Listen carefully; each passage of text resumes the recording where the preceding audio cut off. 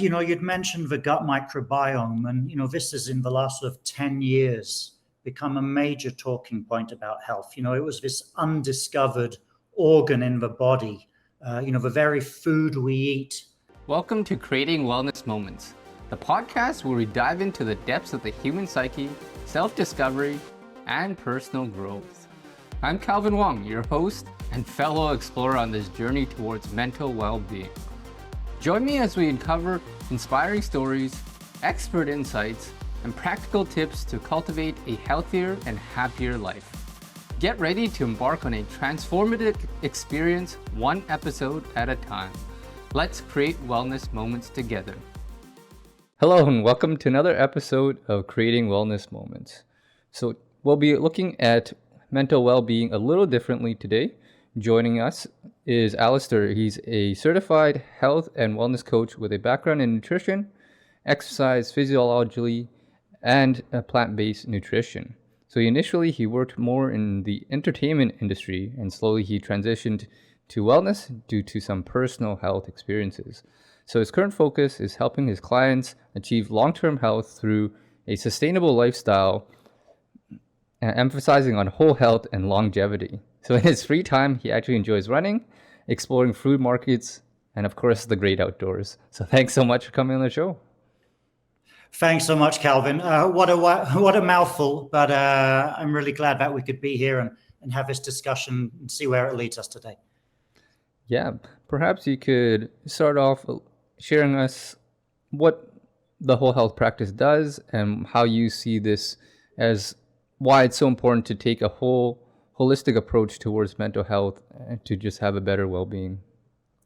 Yeah, so health is complex. And actually, we started the company because, well, my partner is a nutritionist, and she spent a lot of time speaking to people, essentially the message being, good health can be found in an apple. An apple a day keeps a doctor away. However, the problem is that very few people then go and eat the apple. So my sort of career path took me more and more into wellness and well-being, and in particular to a sort of a skill called health coaching, which is sort of similar to some people might have career coaches or life coaches. We use similar techniques, but our focus is really on health. And I've had a long-term interest in health, exercise, diet and nutrition, and it just seemed to be a natural fit to sort of work with my partner and combine our two skills effectively. Great. Yeah, thank you for sharing that. And I would say when it comes to health, we, especially with mental health, we tend to sometimes maybe put too much focus on the things we're doing in terms of mindfulness and not so much the nutrition and what type of activities we might fill our lives with to have some more enjoyment and really just feed the mind and body connection in that way. Well, often a question we ask our clients is, what is health? And then what does health mean to you? And the answers can be very different. So we like to follow the sort of the World Health Organization have a definition of health that it encompasses physical health, mental health, and social health. And all of these factors are combined in you, the person. And of course, all of these factors affect each other. They're all intermixed. So specifically sort of when it comes to mental health, one, we like to really identify with our clients, the people we work with, what specifically does it mean to them? Because if you put 10 people into a room, you could well get 12 answers. And then once we dig a little bit more into what mental health means for them and how their life is situated around their mental health, then we can really sort of work on an approach to address whatever the concern or issue is that they have. I think I have to say, I'm not a mental health expert in any way, but we have some training in these things. And, really what we're interested in is using a process to help our clients progress in a way that's unique to them. Yeah, it's wonderful to hear that you have a specific process that guides people through the training and the coaching that you guys have. And I'm sure that's very beneficial to a lot of people. So actually, 2 years ago, I had some similar partaking in a nutrition coach. As actually an eczema and nutrition coach that I encountered.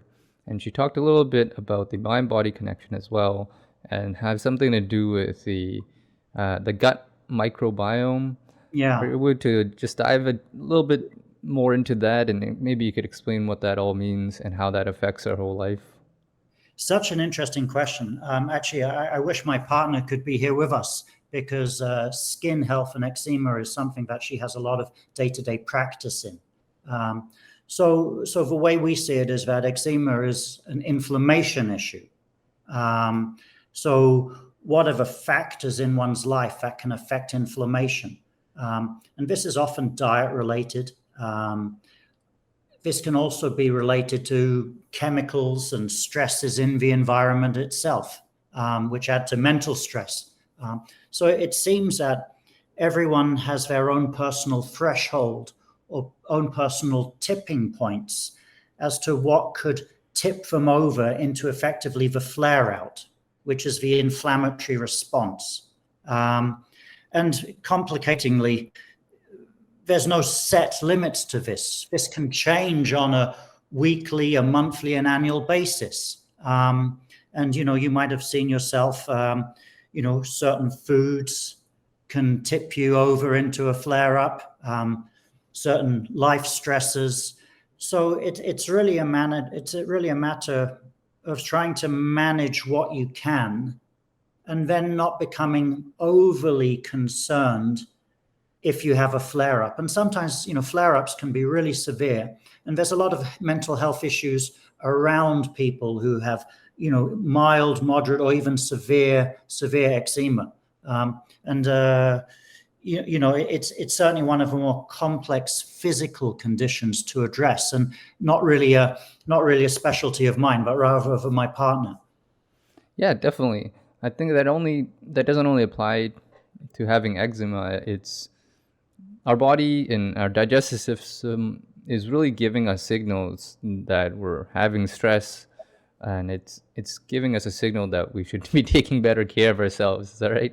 Yeah. And, you'd mentioned the gut microbiome, and, this is in the last sort of 10 years become a major talking point about health. It was this undiscovered organ in the body, the very food we eat and the bugs in our gut, when they they eat the food as well, and their metabolites, essentially their poop and their pee, are these chemicals that can either be health promoting or negative to our health. And certainly, a lot of the research recently has looked around, what promotes health with regards to diet, and the evidence seems to be fairly consistent that it's eating whole foods, not processed foods, foods that are rich in fiber, foods that also are rich in polyphenols, the antioxidant compounds, rich in minerals, vitamins, and this, is an absolutely fascinating area of science. And there are actually some interesting companies in Singapore doing a lot of research on that right now.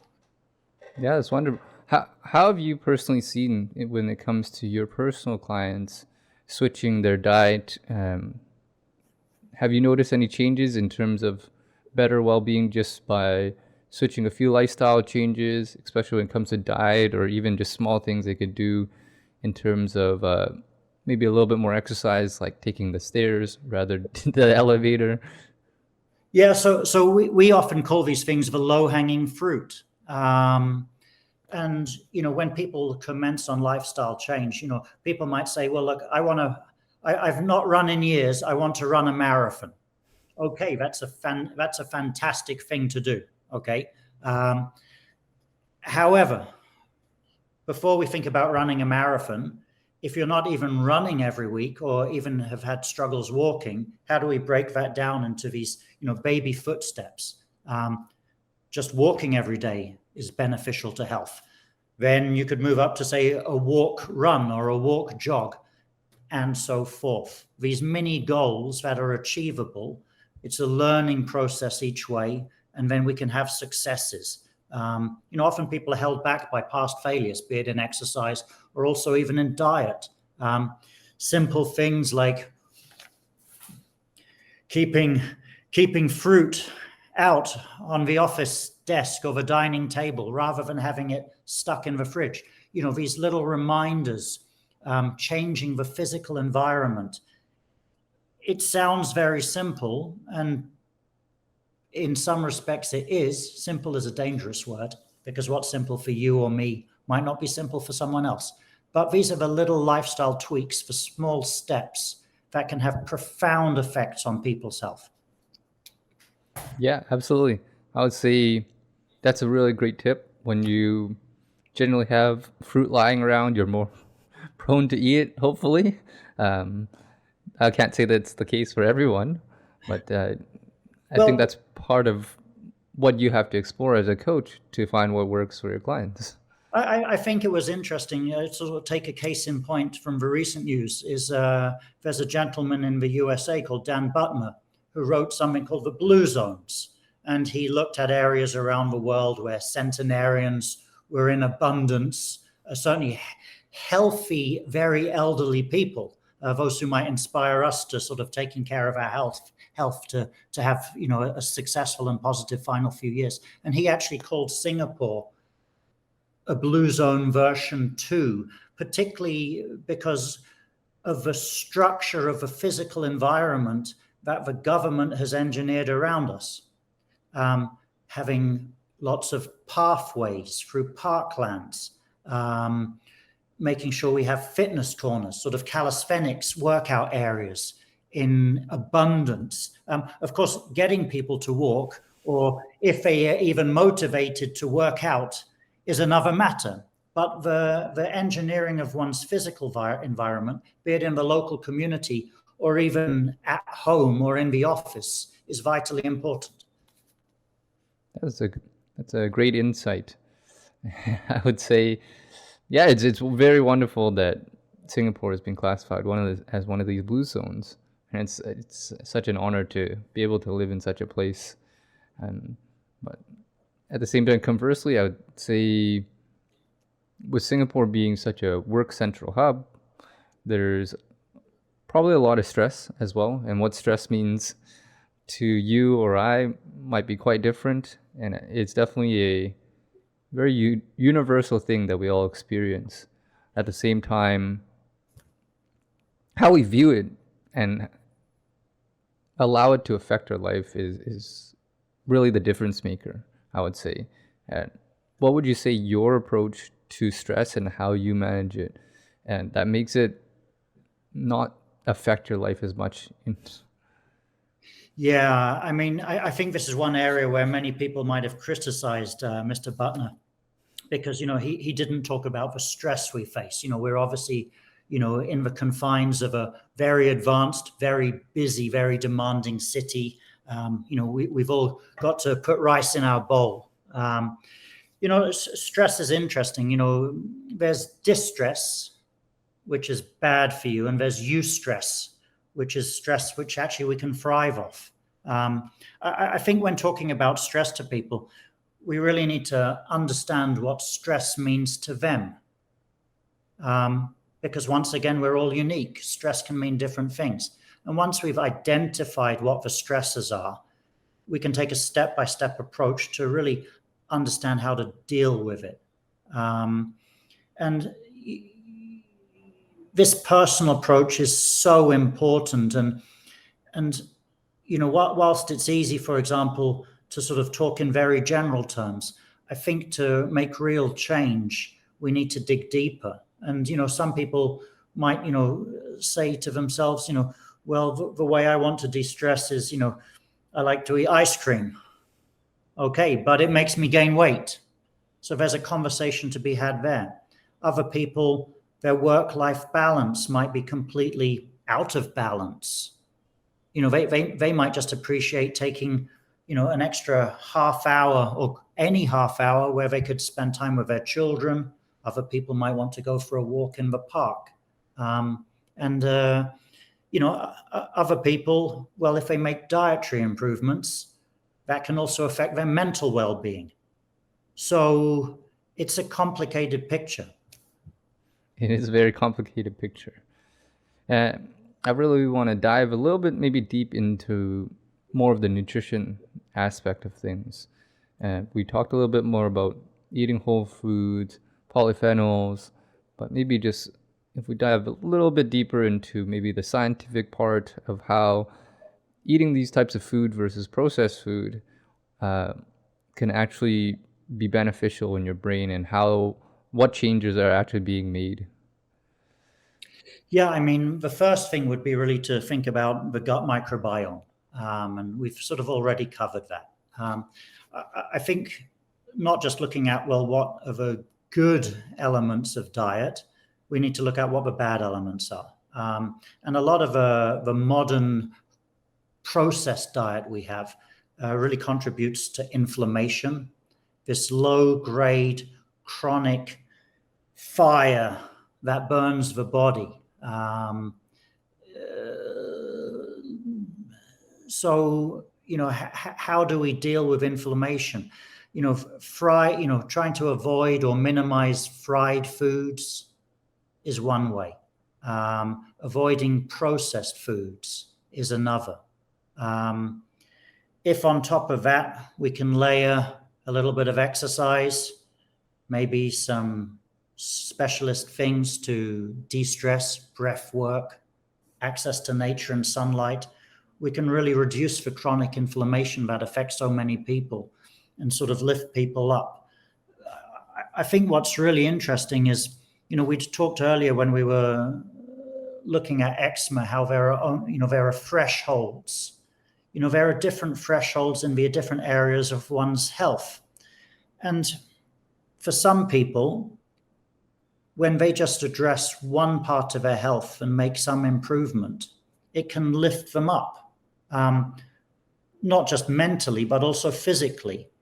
So if they can then address maybe one other area, so say you can address your diet, eat a little bit more fruit, eat some more vegetables, support the body with all the nutrition,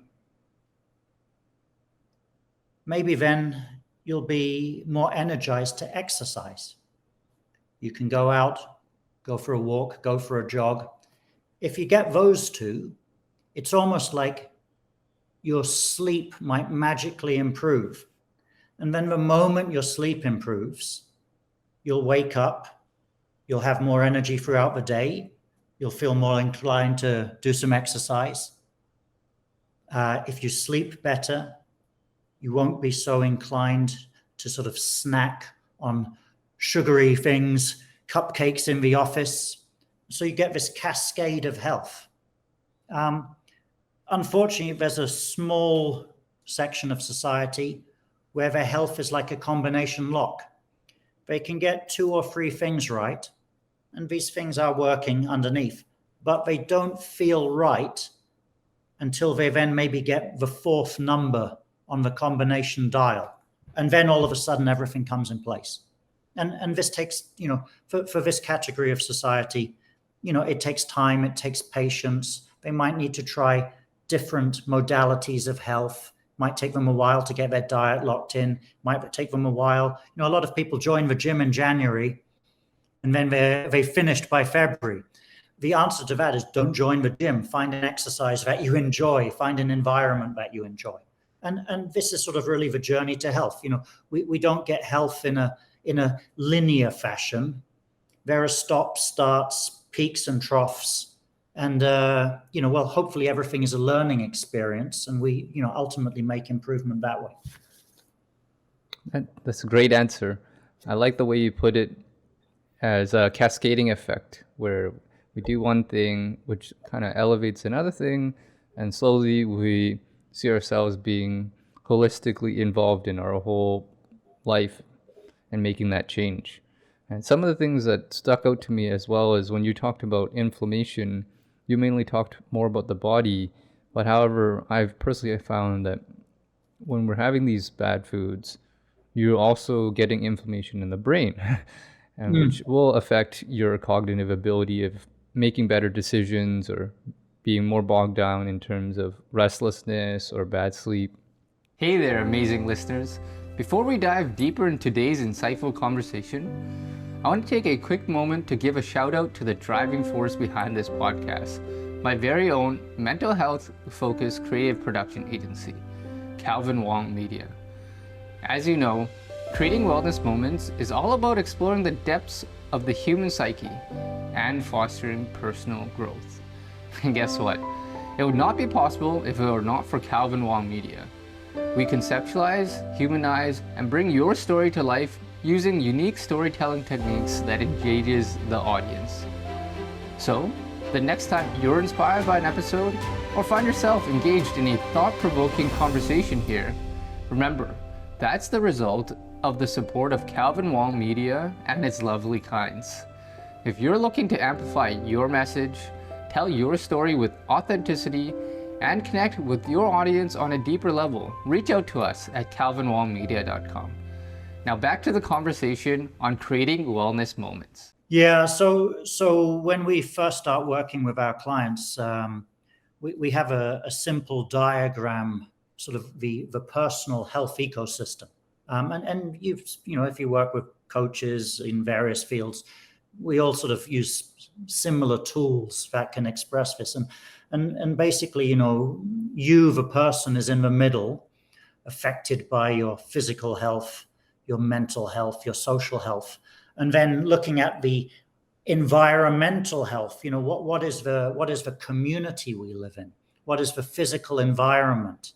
And then we also add work-life balance as being a key element of health in its own right. And I think anyone in Singapore can really appreciate, how much of a struggle that can be, especially executives. You might be with, New York on the video call late at night. You might be first thing in the morning with Los Angeles. But, this idea that, the environment where we live affects us so much. And sometimes sometimes there's nothing we can do about it. But certainly, it's been interesting.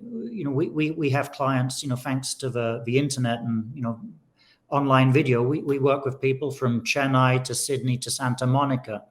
And when we, really get deeply involved with our clients, it's interesting, even just on a personal level, to see, how the different cities, how the different environments affect their health, and following them on helping them to create their own sort of unique path to health is it's one of the really pleasurable parts of the job. And sometimes there are lessons to be learned. What happens here, can also take place here, but actually sometimes it's got nothing, the two parts will never meet either.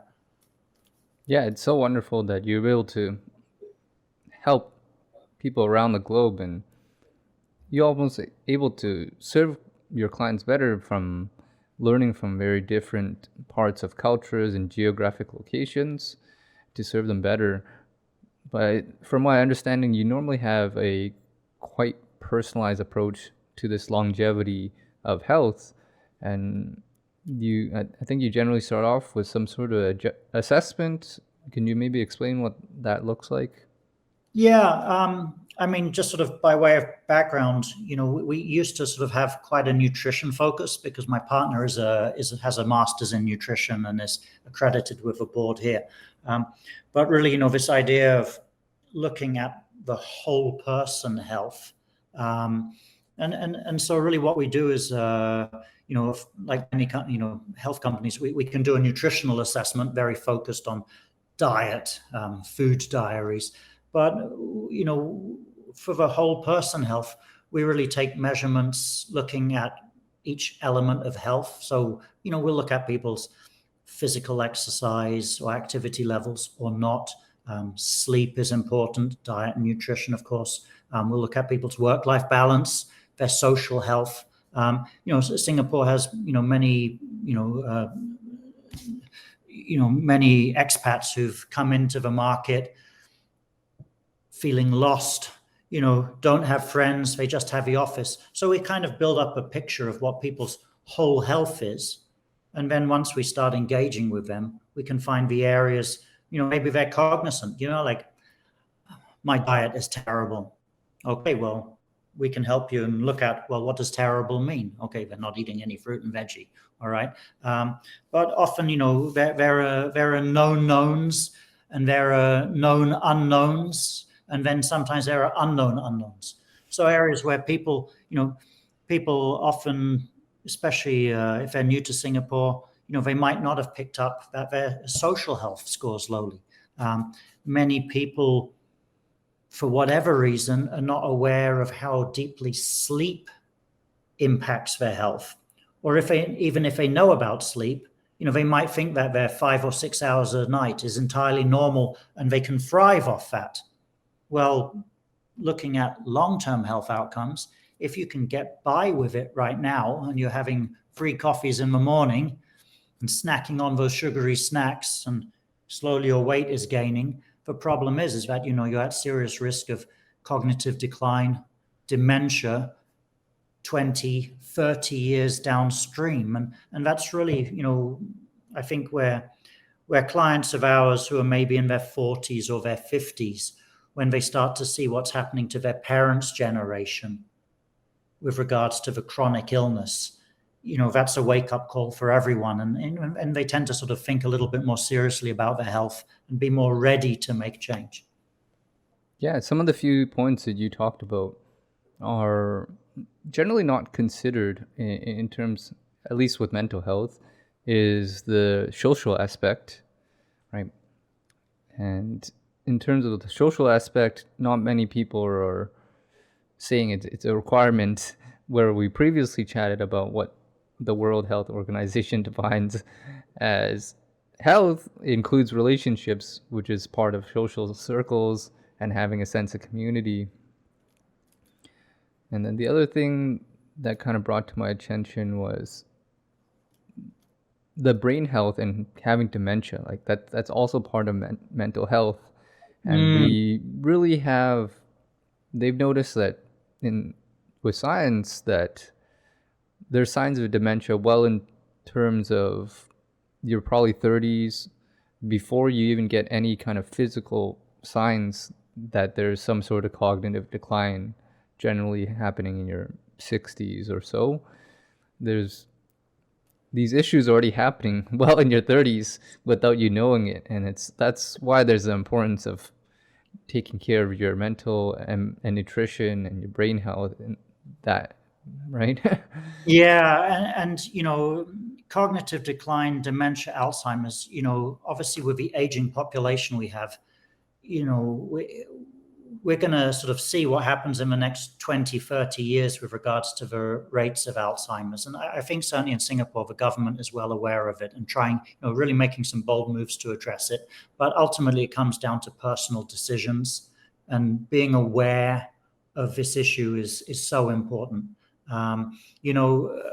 If anyone's in their sort of 20s and 30s and out partying every weekend, having a few drinks too many, the science is really clear. You need to look carefully at that kind of a behavior and that kind of substance abuse. And I don't say this judgmentally because, I worked for many years in the music industry and the entertainment industry, and we did more than our share of partying. But, mental health, and I'm talking particularly with regards to the sort of a physical brain health, the science has shown that for the vast majority of people, it's not a matter of genetics that will give you cognitive decline or Alzheimer's. It's a matter of lifestyle. And even if you're genetically predisposed to it, if you live a healthy life, doesn't mean we have to be saints. We don't have to be perfect. We must just try to take the steps to protect our brains. We're not slaves to our genetics. And we can take positive steps even at a late age to improve our health outcomes. Certainly for dementia and Alzheimer's, it is possible for most people to slow down any issues they're having. And in a similar respect, it's never too late to start working out. It's never too late to eat right. It's never too late to start doing strength and weight training to maintain the musculature and fight against sarcopenia.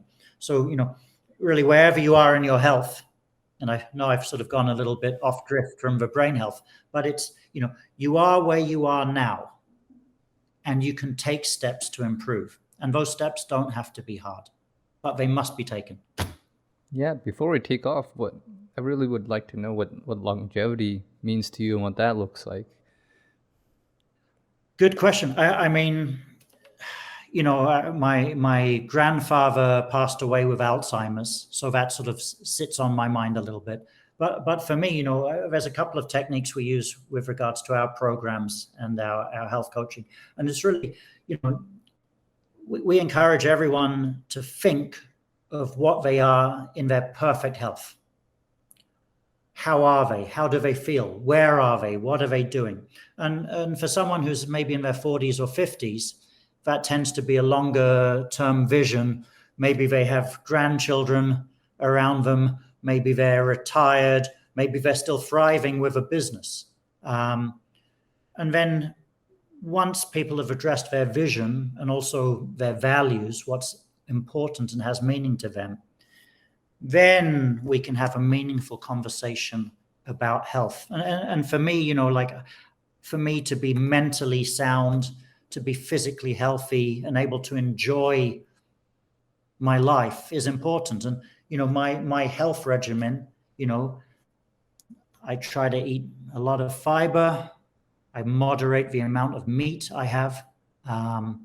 I try to do a lot of exercise. For many years, I was overly focused on running. I enjoy running. It's, I'm in the habit of doing it, but that was at the expense of my strength work. I don't like going to the gym. I go to the local fitness corner, and for me, a good workout is push-ups, pull-ups, sit-ups, and such like. But for other people, it could be something completely different, and that's a whole conversation in itself. For sure. Thank you for sharing that with me. Before we take off, there's a quote that I heard recently is, learning to say no is true freedom. I believe he was spoken by the world marathon winner, but his name eludes me right now, unfortunately. In any case, I really appreciate you coming on to share your view of what holistic lifestyle is, what mental health means to you, and how we're able to tackle certain aspects of our life to really make the cascading effect, as you said, to build a better longevity for our own life. And having said that, let's just create more wellness moments together. Once again, thank you so much. Calvin, thank you so much. It's been a pleasure. And if there's anything we can do to help you or your viewers, just give me a shout anytime. For sure. If you want to know more about Alastair or the whole health practice, I'll be sure to leave all the socials down below. Thank you. Thank you so much.